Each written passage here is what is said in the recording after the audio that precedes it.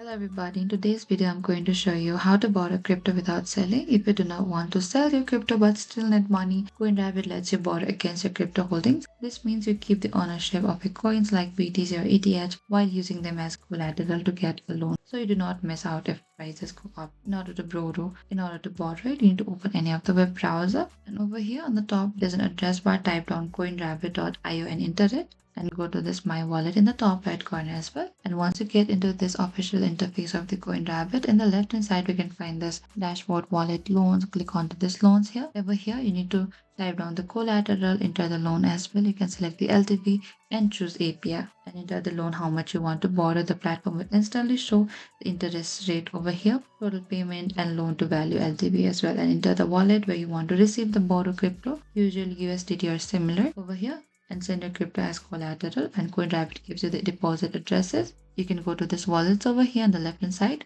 and you can simply withdraw it over here, and you can scan the QR as well, and you can go to this next. After that you can proceed to this as well, and after confirmation you will receive the loan in minutes. Thank you for watching this video. If you have any queries or confusion, please comment down and we will reach out to you very soon.